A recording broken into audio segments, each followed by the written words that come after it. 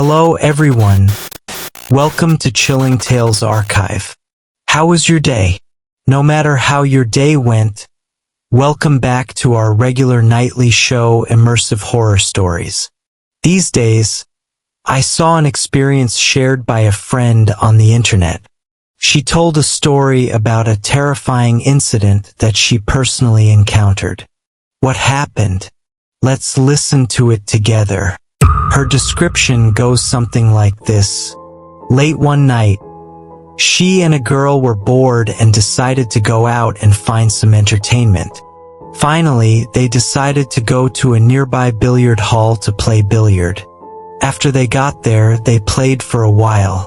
Perhaps because she had drunk too much, one of the girls suddenly felt like she couldn't hold it anymore and wanted to go to the bathroom.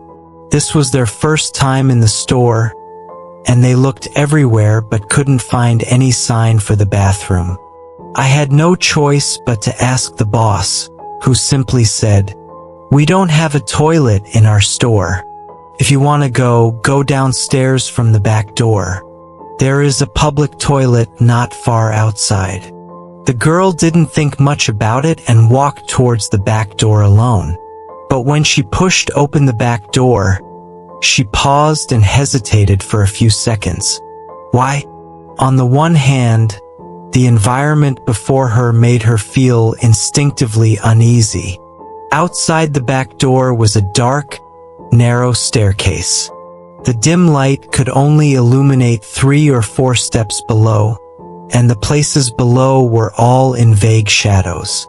The half-bright, half-dark light seemed to consciously refuse to illuminate certain corners, which made people feel cold in their hearts. She still tried to calm herself down and looked down in the direction of the dim light. Sure enough, at the end of the stairs, an old public toilet could be vaguely seen. But it was past 11 o'clock in the evening, and the environment was already too quiet.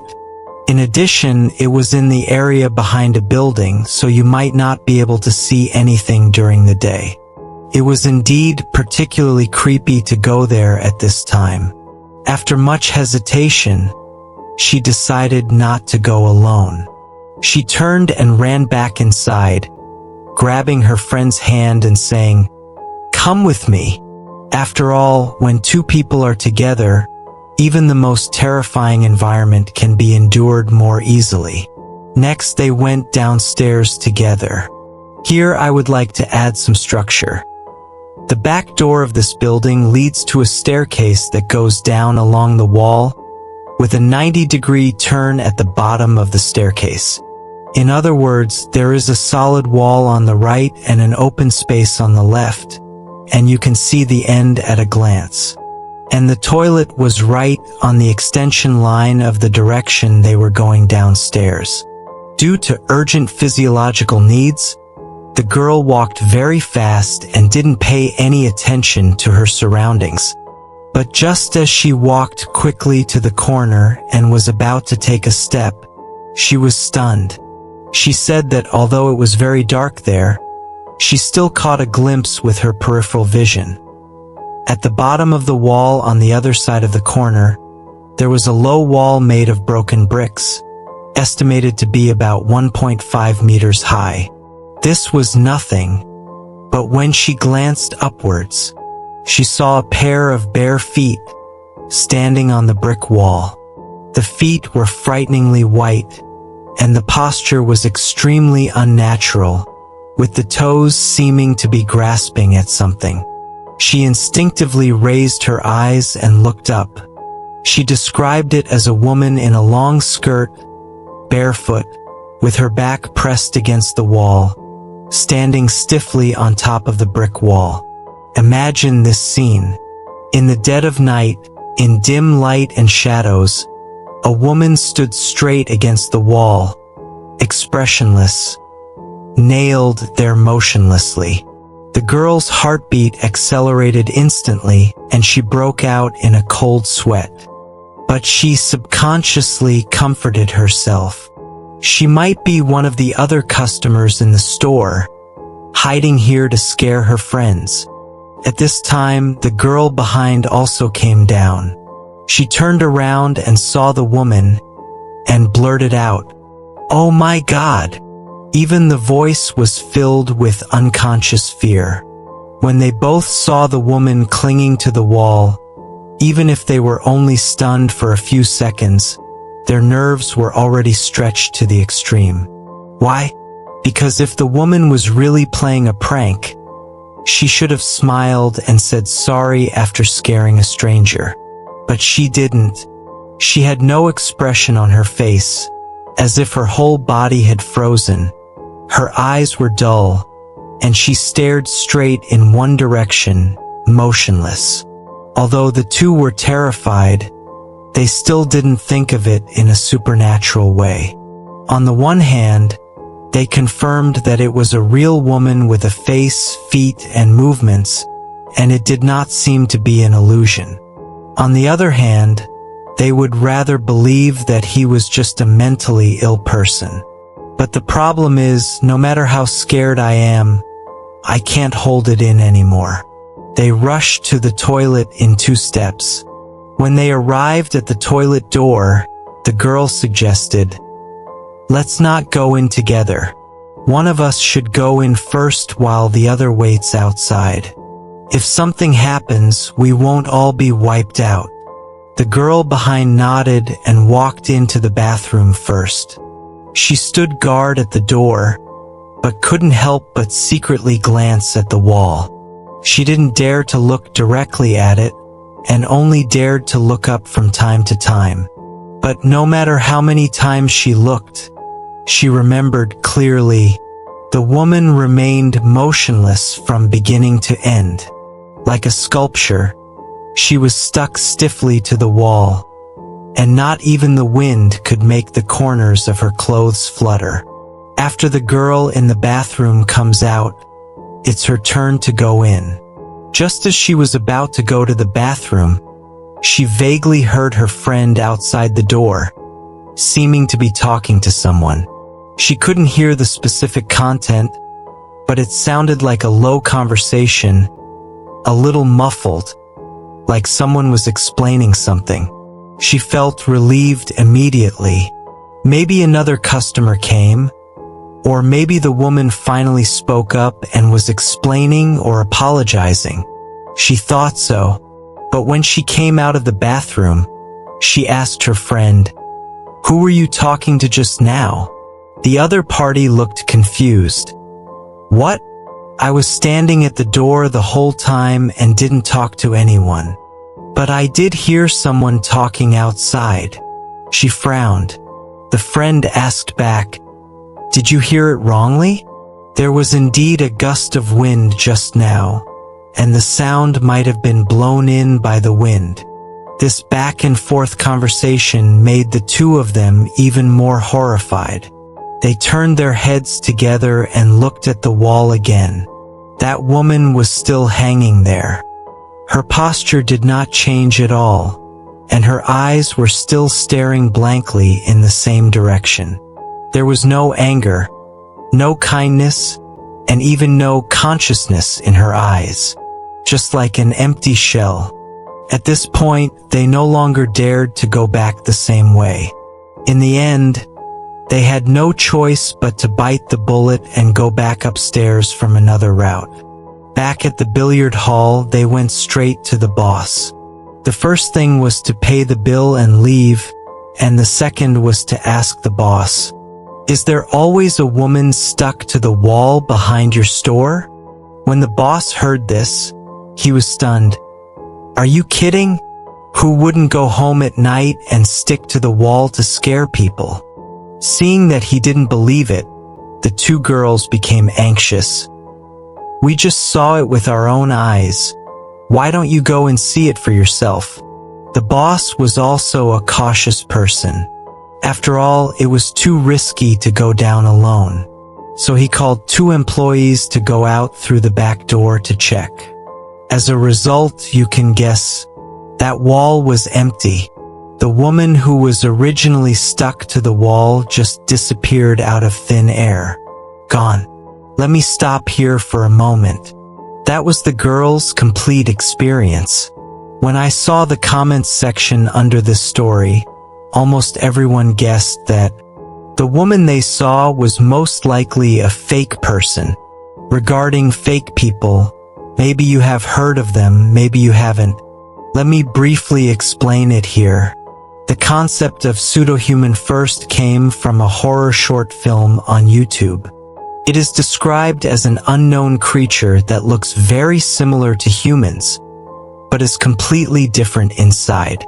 The pseudo-humans imitate human appearance, smooth skin, regular facial features, and normal proportions. But if you look closely, you will find that their facial features are slightly smaller than those of humans, and their facial expressions hardly change, appearing very stiff. They have poor vision but extremely sensitive hearing. The most terrifying thing is their purpose: to replace humans.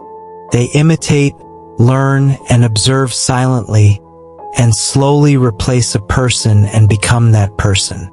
So how do we identify a fake person? Some people have summarized several characteristics. First, check if the expression is too stiff. Normal people have ups and downs in their emotions and their facial muscles react.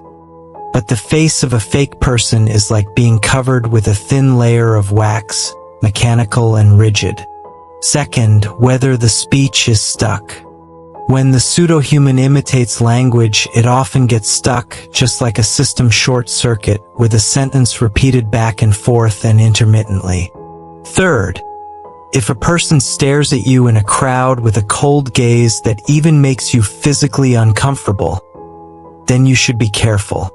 You may have become its target.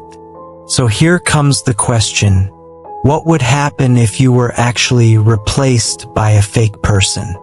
One way of saying it is that you gradually lose your memory, become fuzzy and confused, until you finally forget who you are. You are like an empty shell, replaced, expelled, and die alone. The other is even more bizarre.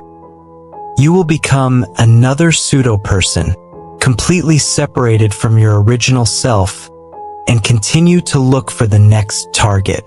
Sounds like science fiction? But next, I want to tell you another story, which comes from a true experience told by a foreign friend of mine. And this story is closer to reality than you think.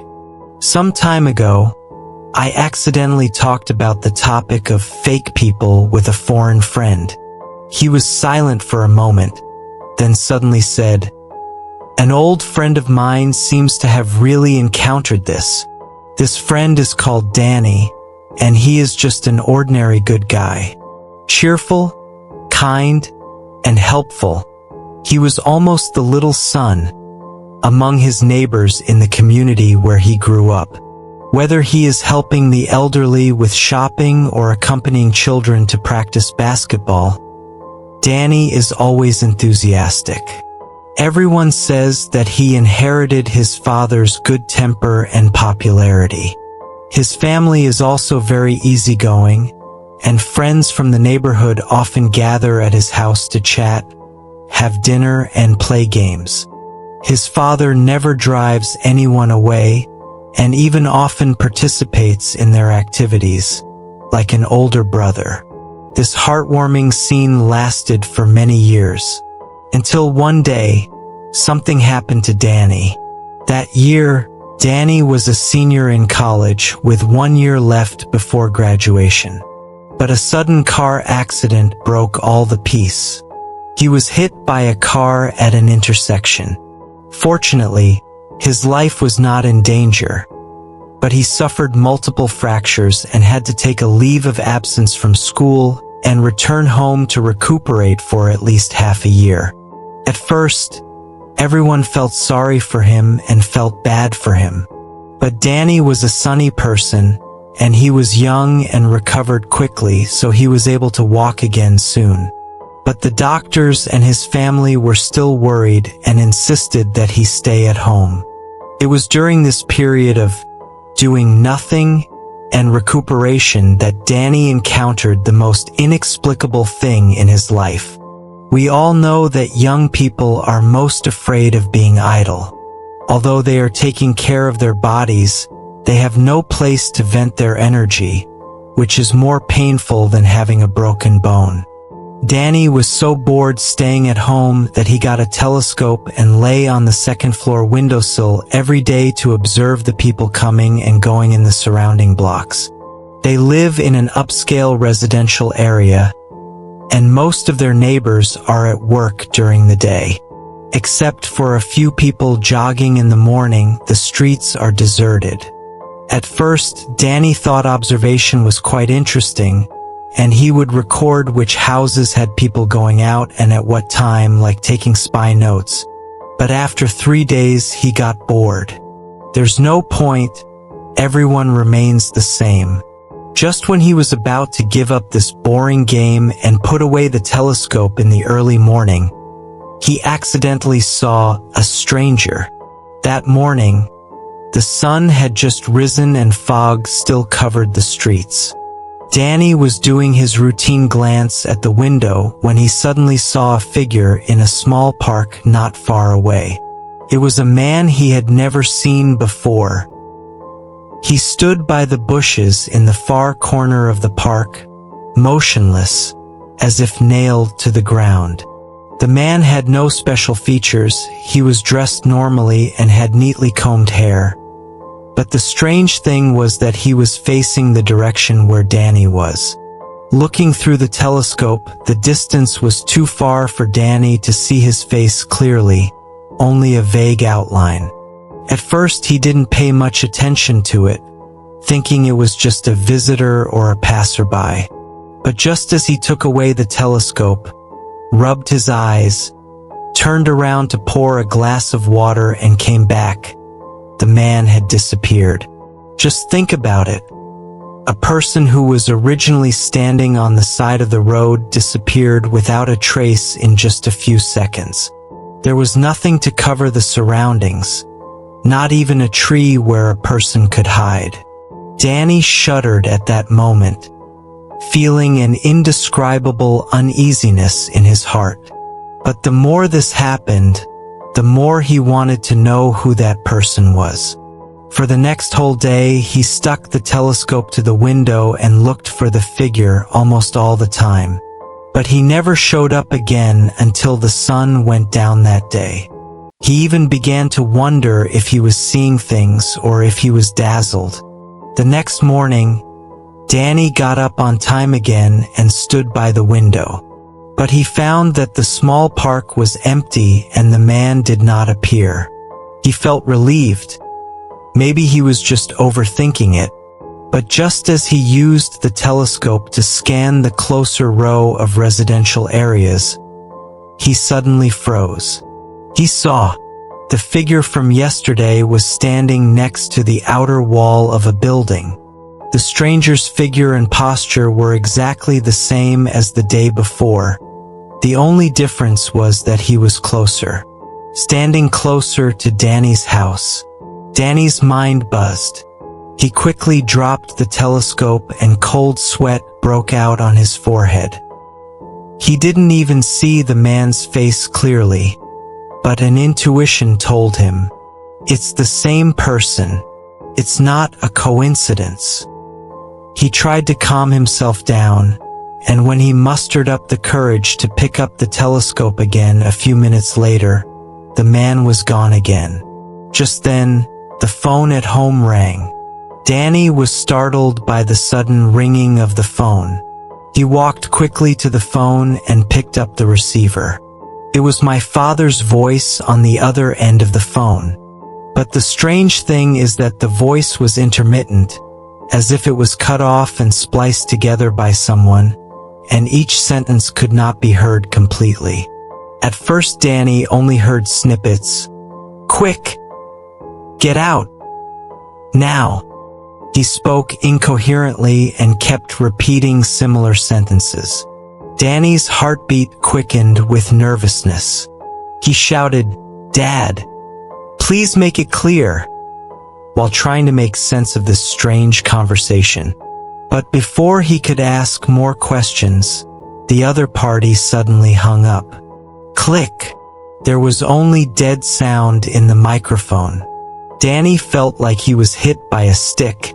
His mind was dazed, but his father's words still echoed in his ears. Get out now.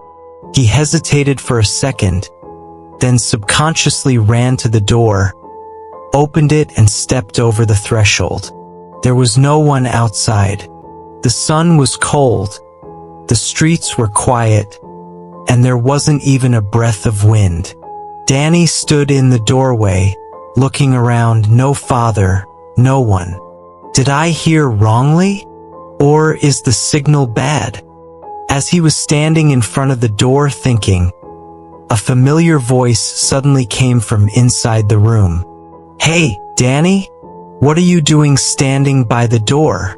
He turned his head sharply. I saw my father, wearing his home pajamas, sticking his head out from upstairs, looking sleepy. At that moment, Danny's blood seemed to freeze. Dad, didn't you just call me to go out? My father came down and said in a daze. Me? I was sleeping upstairs just now. How could I call you? Danny was suddenly speechless. He tried to calm himself down, but his heart was chilled. If Dad was in the room the whole time, then who was talking on the phone? He recounted the story carefully. After listening to me, my father frowned and said, Danny, have you been too bored at home recently? I haven't touched the phone at all. Don't think too much and go back to the house. It sounded fine, but Danny's uneasiness was growing. Just as he was about to close the door and go back to the house, he suddenly caught a glimpse of a figure out of the corner of his eye. That person was standing across the street. It's him, the stranger, closer than last time. Danny immediately turned around and yelled, Dad, come out and see. But when he looked back again, the man had disappeared again. This is not the first time. He no longer believed that he had seen it wrong, nor did he think it was just a coincidence. This person seems to be approaching. He didn't speak, didn't come close, didn't say hello, but each time he appeared closer to Danny's door than the last time. After that day, Danny was completely alert. He told himself, if that person appears again, I will rush out and ask for clear information. No matter whether he is a lunatic or a stalker, even if you call the police, you have to find out who he is first. But in the next few days, the mysterious man never showed up again. Danny would lean against the window every morning, looking out eagerly, but the block opposite was as empty and quiet as ever, as if nothing had happened. People are like this. Fear dissipates quickly. Danny's life gradually returned to normal. He began to think that maybe it was just because he was too nervous and his mind was too sensitive during bed rest. But the only thing I can't let go of is that face. He never got a clear look at the man's face. That blurred, over-imitation face. It seems as if it is deliberately not letting you remember it, yet deliberately appearing at the edge of your sight. A few days later, new changes occurred again. That morning, Danny's mother suddenly received news that her grandmother's condition had worsened and she needed urgent care for a few days. His father also left overnight for a sudden business trip. Danny was suddenly the only one left at home. The whole house was empty, and the familiar walls and furniture suddenly became unfamiliar. Danny was so bored after hanging out at home all day that he contacted some good friends and planned to get together at home in the evening.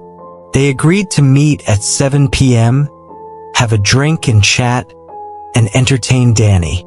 But just after 5 o'clock in the evening, the doorbell suddenly rang.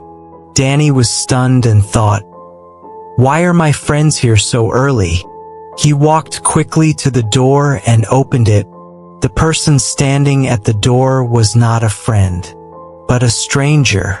The moment Danny opened the door, the hairs on his body stood up.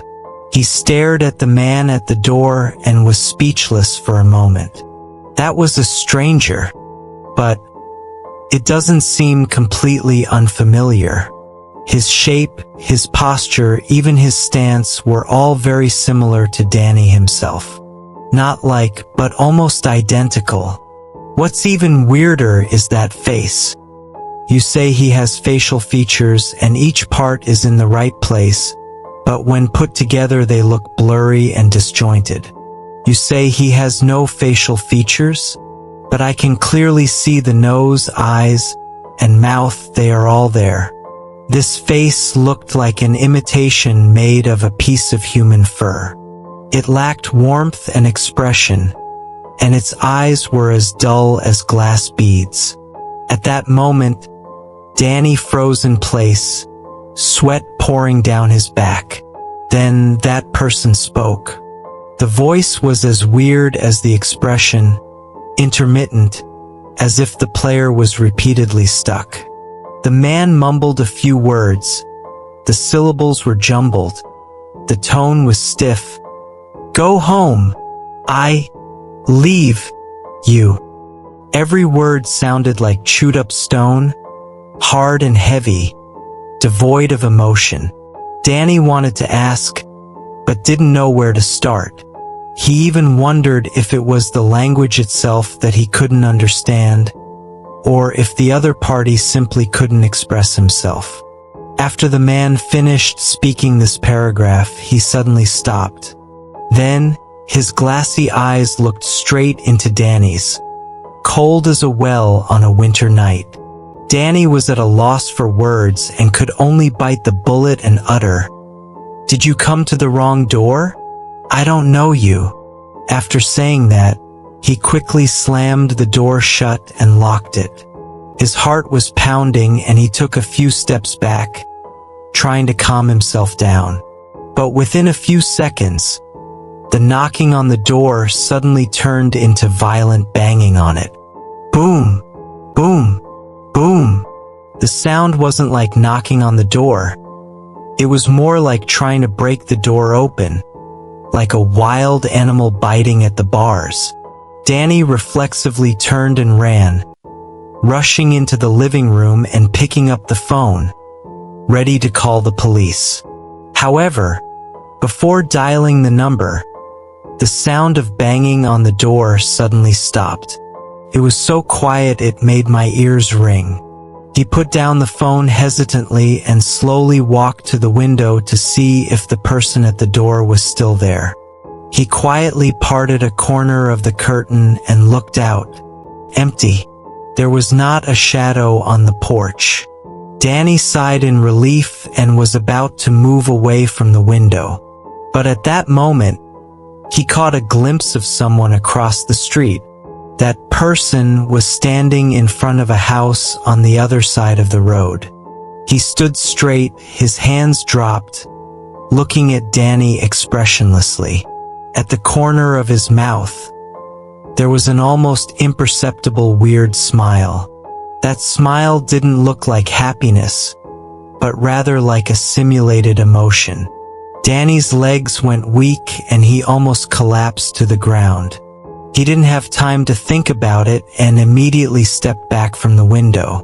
For the first time, he felt a kind of malice that was not human, an oppressive feeling of pure imitation, approach, and penetration. He began to wonder, what on earth was this guy trying to do? Before he could catch his breath, the doorbell rang again. At this moment, Danny's brain was numb. He slid quietly to the ground, leaning against the wall, not daring to make a sound. He didn't know whether the man had come back again, nor did he know whether something more terrible would happen this time. But before the knocking lasted a few seconds, a familiar noise suddenly came from outside. It's the voice of friends. "Danny, here we come. Open the door quickly. It's freezing outside." Danny stood up immediately as if he had grabbed a life-saving straw, rushed to the door and opened it. But the person standing outside the door was still that person. At this moment, time seemed to freeze, because this time, Danny finally saw the man's face clearly. That's not someone else, it's himself. Exactly the same face. From the eyebrows to the nose, from the angle of the jaw to the curvature of the ears, even the eyes seemed to be taken from his mirror. The two Dannys stood face to face, speechless. The real Danny doesn't even dare to confirm whether he is the real one. At the moment when the two looked at each other, Danny suddenly felt a black screen in front of his eyes and he lost his balance. Before he could react, he fainted on the ground. When he opened his eyes again, he found himself lying on the sofa in the living room. It was getting dark and pitch black outside. He sat up suddenly, still feeling a little dizzy. He took out his phone and saw that it was already past 10 in the evening. He actually missed the time he had agreed to meet with his friend. But the strange thing is, none of those friends showed up. He called one of his friends in a panic.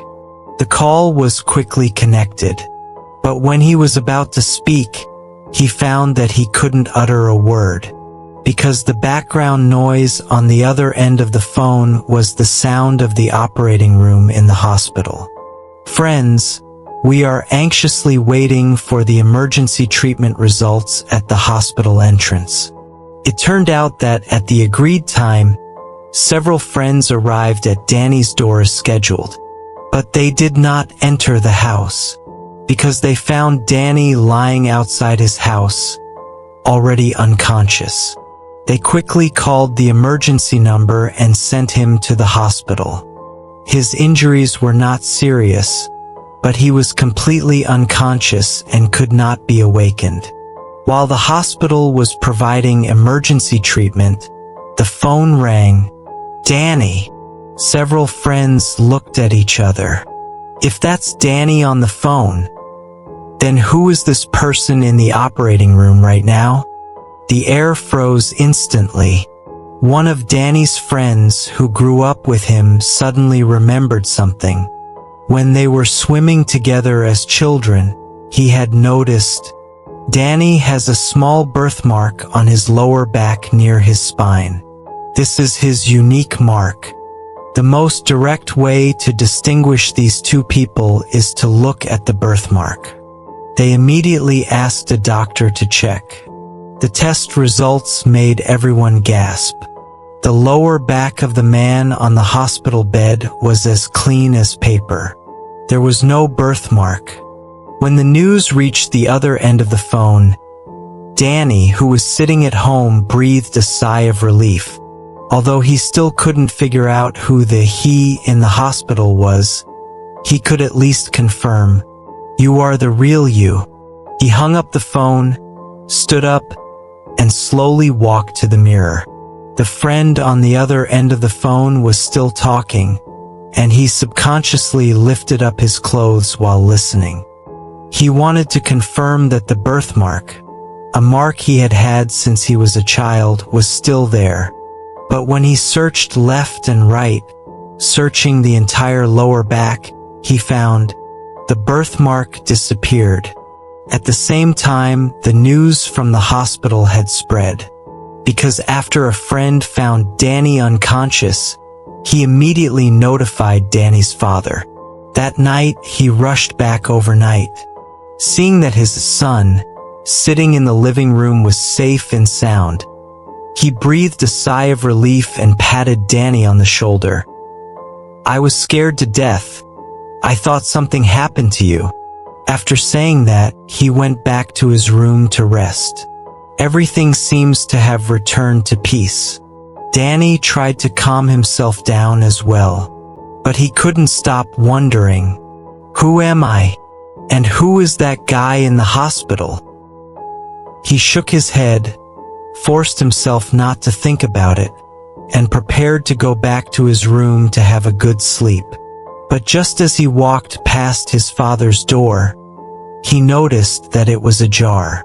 He pushed the door open gently. The light in the room was dim. His father was standing in front of the mirror, his back to him, slowly taking off his shirt. Danny was about to call out "Dad," but at that moment, his eyes froze. Because he saw the birthmark suddenly appeared on my father's lower back.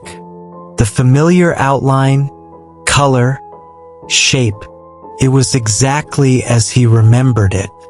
He stood at the door as if frozen in time. All clips are rewound instantly. Strangers, imitations, knocking on the door, misplaced identities, disappearing birthmarks, another self in the hospital. It was like the last piece of a puzzle quietly fitted in. But the final image of this puzzle was unacceptable to him. Maybe I am no longer Danny. In other words, no one in this world can really be sure who the original Danny is. The story ends here. What do you think? Do you think the person lying in the hospital is a fake person? Or is it that this Danny in the family has actually been replaced a long time ago? Or maybe, is the seemingly gentle father the one who has been disguised for the longest time? Tell me what you think. I am Chilling Tales Archive, your friend, and the voice that is willing to accompany you with stories all the time. If you like today's story, please like and subscribe. Or, if you have experienced similar strange things, please let me know in the comments section. See you in the next story.